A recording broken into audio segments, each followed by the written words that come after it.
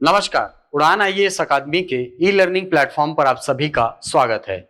मैं हूं सुधीर वर्मा और इस वीडियो के अंतर्गत सितंबर माह के राष्ट्रीय समसामयिकी का दूसरा भाग हम कंटिन्यू करेंगे। तो आइए चलते हैं आज के पहले टॉपिक में। आज का पहला टॉपिक है संसद टीवी का शुभारंभ। ठीक, आपको पता होगा कि अभी हाल ही में लोकसभा टीवी और राज्यसभा टीवी का विलय कर दिया गया है और इनके विलय से एक नए चैनल का प्रसारण प्रारंभ हुआ है जिसका नाम क्या है, संसद टीवी। चलिए तो इसमें पढ़ते हैं कि संसद टीवी के गठन का निर्णय इस वर्ष फरवरी माह में लिया गया था, यानी फरवरी माह से यह प्रक्रिया प्रारंभ थी जिसमें लोकसभा टीवी और राज्यसभा टीवी के विलय की बात कही जा रही थी। ठीक, सेवानिवृत्त आईएएस अधिकारी रवि कपूर को संसद टीवी का मुख्य कार्यकारी अधिकारी यानी कि सीईओ और आईआरएस अधिकारी मनोज अरोड़ा को अंतरिम प्रधान संपादक के रूप में नियुक्त किया गया है। तो यहां से एक क्वेश्चन डायरेक्ट बनता है कि हाल ही में प्रारंभ किए गए संसद टीवी के सीईओ कौन है, वर्तमान सीईओ कौन है? तो याद रखिएगा रवि कपूर। ठीक है, यह सेवानिवृत्त आईएएस अधिकारी है। यहां पर आप देख पा रहे हैं, है ना, 15 सितंबर का डेट है और 15 सितंबर से ये जो विलय है लोकसभा टीवी और राज्यसभा टीवी का, इनको करके संसद टीवी का निर्माण किया गया है और तभी से वो संसद टीवी के रूप में ही प्रसारित हो रहा है। ठीक, देखिए इसके बारे में थोड़ा सा ऐसे महत्वपूर्ण फैक्ट को जानना जरूरी है जो एग्जाम में आने की संभावना है। जैसे संसद टीवी का बजट लोकसभा और राज्यसभा द्वारा संयुक्त रूप से साझा किया जाएगा, यानी आने वाला जो खर्च है संसद टीवी में वो लोकसभा और राज्यसभा दोनों के द्वारा मिल करके उठाया जाएगा। नियमों के मुताबिक लोकसभा कुल लागत का 2/3 वहन करेगी जबकि राज्यसभा 1/3 लागत साझा करेगी। ठीक, देखिए मान लीजिए इसको टोटल खर्च करने के लिए, ठीक है, इसमें कुल लागत जो है वो 100 रुपए का आता है, तो मान के चलिए कि 66.66 रुपए जो है ये कौन देगा, ये लोकसभा के द्वारा दिया जाएगा, जबकि 33.33 रुपए जो है ये राज्यसभा के द्वारा वहन किया जाएगा। ठीक, चलिए अगला पॉइंट पढ़ते हैं कि लोकसभा टीवी की शुरुआत 24 जुलाई 2006 को पूर्व लोकसभा अध्यक्ष सोमनाथ चटर्जी के प्रयासों से हुई थी। ठीक है, यानी लोकसभा टीवी की बात कर रहा है ये। ठीक, संसद टीवी के तहत मुख्यतः 4 श्रेणियों में कार्यक्रमों का आयोजन किया जाएगा। पहला है संसद और लोकतांत्रिक संस्थानों का कामकाज। ठीक है, देखिए संसद में बहुत सारी समितियां होती है, बहुत सारे जो संस्थान हैं ये होते हैं। इन सभी का कार्य प्रणाली कैसा है, कैसे ये कार्य करती हैं, इनकी संरचना क्या होती है, इनके सदस्य कितने होते हैं, इन पर डिबेट्स कैसे होते हैं, है ना, इन सब पर पहला प्रकार होगा किसका, कार्यक्रम का। ठीक, दूसरा है शासन और नीतियों का कार्यान्वयन। ठीक है, बहुत सारी योजनाएं जो है वो सरकार के द्वारा लाई जाती है, उनका संचालन किया जाता है। तो कौन कौन सी योजनाएं चल रही हैं और कैसे उनका क्रियान्वयन किया जा रहा है, कौन कौन से लोग इससे लाभान्वित हो रहे हैं, कि कौन सा क्षेत्र जो है इससे सबसे ज्यादा प्रभावित हो रहा है, तो इन सब को भी इसमें शामिल किया गया है। ये दूसरा प्रकार का होगा। तीसरा भारत का इतिहास और संस्कृति। ठीक है, ये तीसरा है। आपने बहुत सारे कार्यक्रम देखे होंगे जैसे बिल्डिंग ब्लॉक्स ऑफ इंडिया, ठीक है, या इसके अलावा इतिहास करके, है ना, एक नया कार्यक्रम प्रारंभ हुआ है जिसमें विवेक देवराय जी एंकरिंग करते हैं। ठीक है, वो सब इसके अंतर्गत प्रारंभ किए गए हैं। इसके अलावा समकालीन मुद्दे यानी करंट अफेयर्स भी इसके अंतर्गत चलाए जाएंगे। ठीक है, समकालीन मुद्दों में बहुत सारी चीजें हैं जैसे कि जो डिबेट्स होती हैं इसके अंतर्गत, या बहुत सारे अपडेट जो होते हैं वो इसमें दिखाया जाता है। तो मैं बोलूंगा कि भाई आप इस चैनल को जाकर के जल्दी से सब्सक्राइब कर लो ताकि ये सारी जो चीजें हैं इन सब का लाभ आपको मिल सके। ठीक, संसद टीवी का गठन राज्यसभा टीवी और लोकसभा टीवी का विलय करके किया गया है, जैसा कि मैंने आपको बताया है। ठीक, तो याद रखिएगा इसको कब प्रारंभ किया गया संसद टीवी को, तो याद रखिए 15 सितंबर 2021 को। क्लियर है? चलिए चलते हैं अगले टॉपिक पर। चलिए अगला टॉपिक चर्चित व्यक्तित्व से संबंधित है। चर्चित व्यक्तित्व में है लसित मलिंगा। ठीक, यहां पर आप देख पा रहे हैं ये हैं लसित मलिंगा श्रीलंका के तेज गेंदबाज है, अपने यॉर्कर के लिए बहुत ज्यादा प्रसिद्ध है। ठीक, अभी हाल ही में श्रीलंका के तेज गेंदबाज लसिथ मलिंगा ने क्रिकेट के सभी प्रारूपों से संन्यास लेने की घोषणा कर दी है। ठीक है, इस प्रकार का प्रश्न एक बार पिछली बार पूछा गया था कि अभी हाल ही में किस क्रिकेटर ने संन्यास की घोषणा की है। तो याद रखिएगा, अभी हाल ही में लसिथ मलिंगा ने क्रिकेट के सभी प्रारूपों से, देखिए 3 प्रारूप होते हैं हमारे यहाँ, है ना, टेस्ट होता है, वनडे होता है और T20 होता है, इन सभी प्रारूपों से संन्यास की घोषणा कर दी है। इनके रिकॉर्ड्स देखें तो मलिंगा ने श्रीलंका के लिए अंतरराष्ट्रीय मैचों की बात हो रही है ना, ओडीआई मैच कितने खेले हैं? 226, जिसमें 338 विकेट इन्होंने लिए हैं। T20 अंतरराष्ट्रीय की बात करें तो 84 मैच खेल करके 107 विकेट लिए हैं और 30 टेस्ट मैच खेल करके 101 विकेट जो है ये अपने नाम किए हैं। ठीक, ये आंकड़े आपके एग्जाम के लिए उतने महत्वपूर्ण नहीं है, इंपॉर्टेंट है इनका नाम और ये किस देश से संबंधित है। कुछ लोग जो है इनको बहुत ज्यादा फॉलो करते हैं।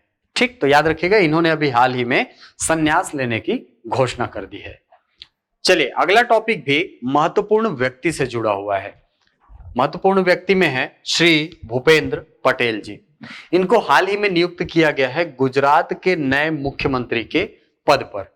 ठीक, पढ़ते हैं इसमें कि गुजरात के पूर्व मुख्यमंत्री विजय रूपाणी के इस्तीफे के बाद भूपेंद्र पटेल को राज्य का नया मुख्यमंत्री नामित किया गया है। आपको पता होगा कि विजय रूपाणी जी जो है, इनके ऊपर बहुत सारे आरोप लगे थे। कैसे आरोप? कि ये कोविड जो संक्रमण काल चला था उसको ठीक से हैंडल नहीं कर पाए थे। उनकी सरकार पूरी तरीके से असफल रही थी इस सिचुएशन को हैंडल करने में।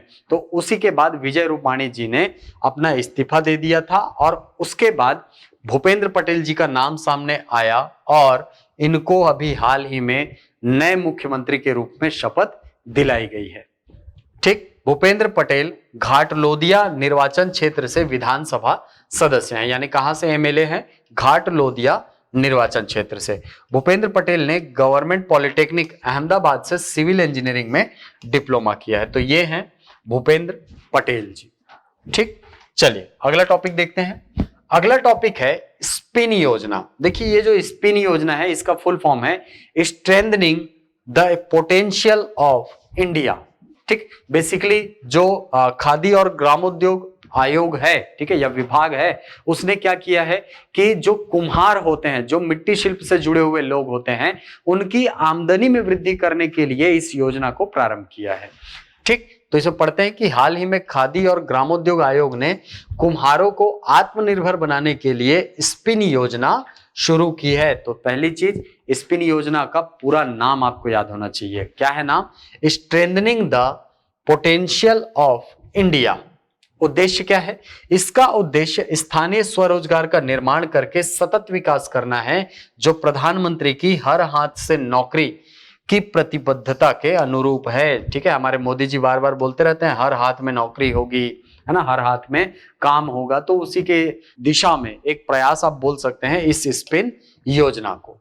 ठीक, स्पिन के तहत केवीआईसी कुम्हारों को बैंकों से आसान ऋण प्राप्त करने की सुविधा प्रदान करेगा।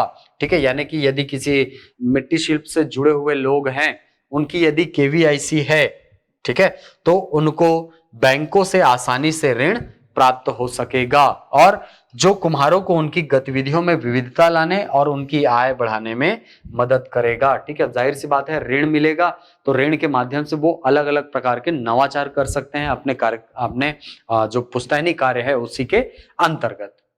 ठीक, तो इसको याद रखिएगा, स्पिन योजना, इसमें सबसे इंपॉर्टेंट चीज है इसका फुल फॉर्म। ठीक, चलते हैं अगले टॉपिक पर।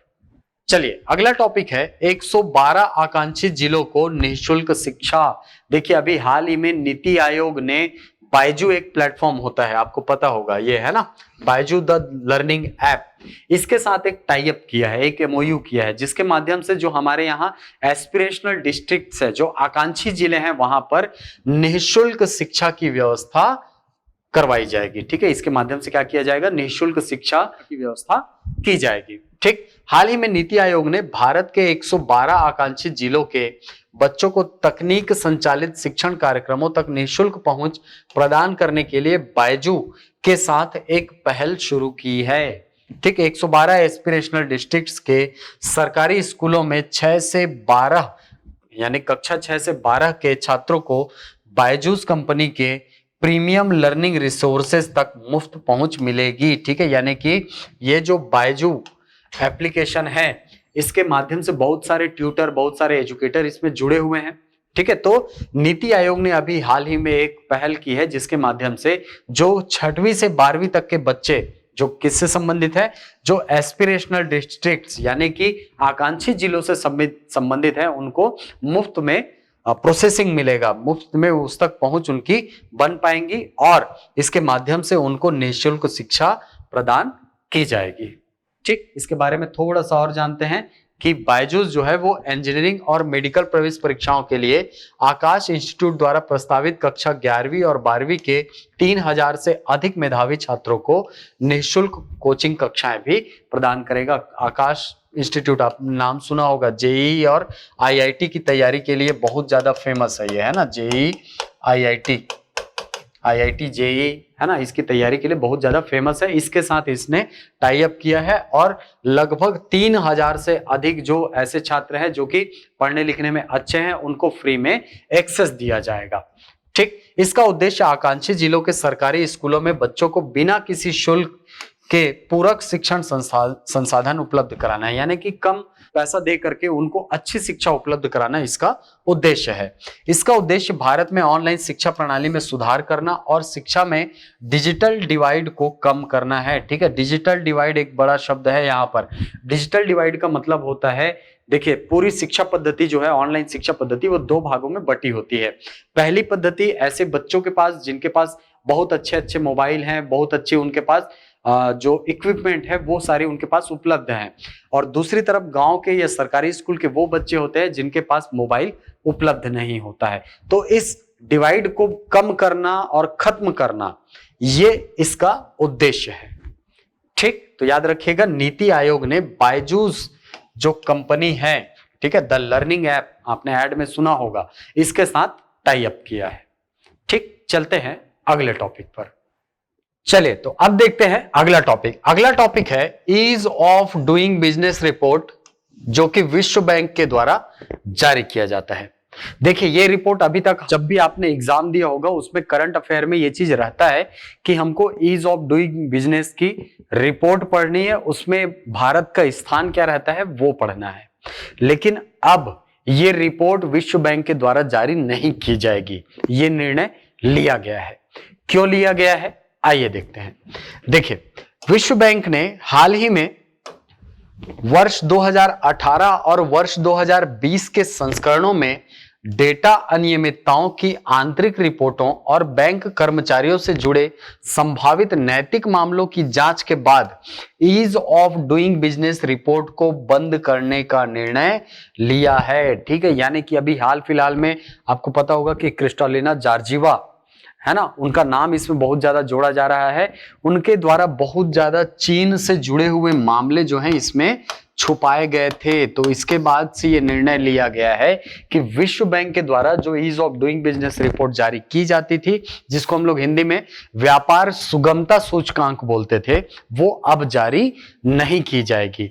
इसको थोड़ा सा और आगे पढ़ते हैं कि विश्व बैंक द्वारा की गई आंतरिक जांच के मुताबिक तत्कालीन विश्व बैंक के अध्यक्ष जिम योंग किम और तत्कालीन मुख्य कार्यकारी अधिकारी क्रिस्टालिना जॉर्जिवा तथा उनके एक सलाहकार के दबाव में विश्व बैंक के कर्मचारियों ने ease of doing business ranking में सुधार करने हेतु चीन के डेटा में बदलाव किया था। ठीक है, देखिए चीन जो है उसने बहुत सारी कूटनीतिक चालें इस माध्यम से चली थी और उसके माध्यम से उन्होंने क्रिस्टालिना जॉर्जिवा और किम जोंग यिम से मिल करके, ठीक है, यह आधिकारिक रिपोर्ट है जिसमें कहा गया है कि इन दोनों ने मिल करके इस रिपोर्ट में हेरफेर की थी और जो चीन के संबंध में गलत आंकड़ा है वो प्रदर्शित किया था। ठीक है, इसमें चीन के जो डेटा है उसको बेहतर बताया गया था, जबकि वहां वैसी परिस्थितियां नहीं थी। गलत आंकड़े इसके माध्यम से लोगों तक पहुंचाए गए थे। तो इसको भी संज्ञान में लिया गया है और इसी के माध्यम से सबसे पहले क्या किया गया है, जो ease of doing business report है इसको बंद किया गया है। ठीक, हाल ही में गौरतलब है कि क्रिस्टोलिना जॉर्जिवा वर्तमान में अंतरराष्ट्रीय मुद्रा कोष यानी IMF की प्रबंध संचालक हैं। ठीक है, मैनेजिंग डायरेक्टर हैं। विश्व बैंक द्वारा इस रिपोर्ट को सर्वप्रथम वर्ष 2003 में पेश किया गया था और यह एक व्यवसाय को प्रभावित करने वाले 10 मापदंडों पर विश्व की कुल 190 देशों की अर्थव्यवस्थाओं में व्यापार नियमों और उनके प्रवर्तन का आकलन प्रदान करती है। ठीक है, देखिए ये जो रिपोर्ट है उसमें बेसिकली क्या होता था, 10 अलग अलग पैरामीटर्स होते थे। इन 10 पैरामीटर्स के आधार पर जो अलग अलग देश हैं, कुल 190 देशों की तुलना की जाती थी, उनका तुलनात्मक अध्ययन किया जाता था, फिर उसके आधार पर एक रैंकिंग निकाली जाती थी। ठीक, और तो इससे संबंधित बहुत ज्यादा छेड़छाड़ किया गया, जिसके कारण से अब ये जो रैंकिंग है इसको विश्व बैंक ने जारी करने से मना कर दिया गया है। ये यूं बोला जाए कि अब विश्व बैंक के द्वारा ये रिपोर्ट जारी नहीं की जाएगी। तो यहां से क्वेश्चन ऐसा बनता है कि हाल ही में विश्व बैंक द्वारा जारी किए जाने वाले किस रैंकिंग को या किस सूचकांक को बंद कर दिया गया है? तो इसका आंसर होगा ईज ऑफ डूइंग बिजनेस। ठीक, चलते हैं अगले टॉपिक पर। चलिए, अगला टॉपिक है साहित्य अकादमी फेलोशिप। ठीक है, देखिए साहित्य अकादमी फेलोशिप जो है वो टोटल 24 भाषाओं में दिया जाता है। ठीक है, 24 भाषाओं में दिया जाता है। इस 24 भाषाओं में 22 हमारी आधिकारिक जो भारत के संविधान में 8वीं अनुसूची के अंतर्गत अधिसूचित भाषाएं हैं।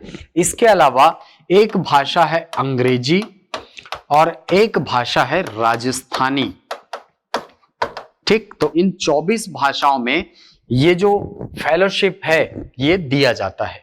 और अभी हाल ही में कुल 8 लोगों का नाम जो है इस फेलोशिप के लिए आया है, जिसमें सबसे पहले याद रखिएगा अंग्रेजी लेखक रस्किन बॉन्ड, आपने सुना होगा रस्किन बॉन्ड के बारे में। इसके अलावा विनोद कुमार शुक्ला, ठीक है, जिसको हम लोग विनोद कुमार शुक्ल के नाम से पढ़ते हैं, ठीक, समेत 6 अन्य लेखकों को साहित्य अकादमी फेलोशिप के लिए चुना गया है। ठीक है, हिंदी से कौन है? विनोद कुमार शुक्ल जी, और अंग्रेजी से कौन है? Ruskin bond. रस्किन बॉन्ड एक उपन्यासकार हैं अंग्रेजी भाषा के। ठीक, साहित्य अकादमी फेलोशिप के लिए चुने गए अन्य लोगों में शीर्षेंदु मुखोपाध्याय जो कि बांग्ला भाषा से संबंधित है, एम लीलावती जो मलयालम भाषा से संबंधित है, डॉक्टर भालचंद्र नेमाड़े जो मराठी भाषा से हैं, डॉक्टर तेजवंत सिंह गिल जो पंजाबी भाषा से संबंधित है, स्वामी राम भद्राचार्य जो संस्कृत भाषा से संबंधित है, इसके अलावा इंदिरा पार्थ सारथी जो कि तमिल भाषा से संबंधित है। तो ये 6 प्लस ये 2, इन 8 को साहित्य अकादमी फेलोशिप के लिए चुना गया है। ठीक, तो इनका नाम याद रखिएगा, साथ ही याद रखिएगा कि ये कौन सी भाषा से संबंधित है। चलते हैं अगले टॉपिक पर। चलिए, अगला टॉपिक महत्वपूर्ण व्यक्तित्व से है। महत्वपूर्ण व्यक्तित्व में है मिताली राज। आपको पता होगा कि भारतीय टेस्ट टीम है ना, महिला टेस्ट टीम और महिला ODI टीम की ये कप्तान है। ठीक, ये क्यों फेमस है? देखिए, भारतीय महिला क्रिकेट टीम की कप्तान मिताली राज ने हाल ही में ऑस्ट्रेलिया के विरुद्ध पहले वनडे के दौरान अपने शानदार करियर में एक और उल्लेखनीय उपलब्धि हासिल की है। उन्होंने अंतरराष्ट्रीय क्रिकेट में अपने 20,000 रन पूरे कर लिए हैं। ठीक है, 20,000 रन इंटरनेशनल क्रिकेट में इन्होंने पूरा कर लिया है। भारतीय बल्लेबाज मिताली राज पहले से ही महिला अंतरराष्ट्रीय क्रिकेट में सर्वोच्च स्कोरर हैं। यह उपलब्धि उन्होंने इस वर्ष की शुरुआत में इंग्लैंड के दौरे के दौरान हासिल की थी। यानी वो दौर आया था इंग्लैंड के दौरे में जब उन्होंने सबसे अधिक रन बनाने वाले क्रिकेटर का खिताब प्राप्त किया था। ठीक, अभी हाल ही में इन्होंने 20,000 रन इंटरनेशनल क्रिकेट में पूरा किया है। उन्होंने अंतरराष्ट्रीय स्तर पर कुल 218 एक दिवसीय मैच खेले हैं और कुल 7 शतक तथा 59 अर्धशतक लगाए हैं। ठीक, तो ये ODI की संख्या है और ODI में 7 शतक और 59 हाफ सेंचुरीज इन्होंने लगाया है। ठीक, तो आप चाहें तो इसमें स्क्रीनशॉट ले सकते हैं। ठीक, चलिए, एयर मार्शल VR चौधरी। ठीक, आपको पता होगा कि अभी हाल ही में वायुसेना प्रमुख बने हैं कौन? Air marshal VR Chaudhary. ठीक, इनका क्रम है 27वां, इसको भी आप याद रखेंगे। ठीक, तो यहां से आप चाहे तो स्क्रीनशॉट ले सकते हैं। चलिए, तो अब आते हैं हमारे अगले सेक्शन में, जो है प्रश्नोत्तर का सेक्शन। पहला प्रश्न है, संसद टीवी के संबंध में सही कथनों का चयन करें। यहां पर कुछ कथन दिए हुए हैं, आपको सही कथन पहचानने हैं। पहला कथन है, संसद टीवी का गठन राज्यसभा टीवी और लोकसभा टीवी का विलय करके किया गया है। दूसरा कथन है, संसद टीवी का बजट लोकसभा और राज्यसभा द्वारा संयुक्त रूप से साझा किया जाएगा, जिसमें लोकसभा कुल लागत का 2/3 वहन करेगी, जबकि राज्यसभा 1/3 लागत साझा करेगी। ठीक, ये दूसरा कथन है। तीसरा कथन है, सेवानिवृत्त IAS अधिकारी रवि कपूर को संसद टीवी का मुख्य कार्यकारी अधिकारी के रूप में नियुक्त किया गया है। ठीक, तो ये 3 कथन दिए हुए हैं संसद टीवी के संबंध में, आपको इसमें सही कथन बताने हैं। ऑप्शन है पहला और दूसरा सही है, दूसरा ऑप्शन है दूसरा और तीसरा सही है, पहला और तीसरा सही है, या डी उपयुक्त सभी सही हैं। तो चलिए, इसका आंसर आप हमको कमेंट बॉक्स में बताएंगे। चलते हैं अगले प्रश्न पर। अगला प्रश्न है, भारतीय वायुसेना का अगला प्रमुख किसे नियुक्त किया गया है? कौन है अगले प्रमुख? ऑप्शन है VR Chaudhary, NR Ravi, JK Chaudhary या सुनील लांबा। तो इसका आंसर भी आप हमको कमेंट बॉक्स में बताएंगे। अगला प्रश्न है, हिंदी भाषा के लेखक जिन्हें साहित्य अकादमी फेलोशिप के लिए चुना गया है, ठीक, कौन है? ऑप्शन है विनोद कुमार शुक्ला, आनंद कुमार बख्शी, विनय कुमार चंदेल या विजय मानधाता। तो अभी जस्ट हमने थोड़ी देर पहले देखा है, तो इसका आंसर भी आप हमको कमेंट बॉक्स में बताएंगे। अगला प्रश्न है, अंतरराष्ट्रीय, अच्छा ये चौथा है, ठीक है, बाय मिस्टेक 5 प्रिंट हो गया। चौथा प्रश्न है, अंतरराष्ट्रीय क्रिकेट में 20,000 रन पूरा करने वाली पहली महिला क्रिकेटर कौन है? ऑप्शन है हरमनप्रीत कौर, स्टेफी ग्रे, मिताली राज या डेबी हॉकले। तो इसका आंसर आप हमको कमेंट बॉक्स में बताएंगे। तो ये थे सितंबर माह के राष्ट्रीय समसामयिकी से जुड़े हुए कुछ महत्वपूर्ण टॉपिक। आशा करता हूं ये वीडियो आपको पसंद आया होगा। यदि वीडियो पसंद आए तो इसे लाइक करें, शेयर करें, यूट्यूब पर कमेंट करें, अपना उत्तर दें। मिलते हैं अगली कक्षा में कुछ नई जानकारियों के साथ। तब तक के लिए धन्यवाद।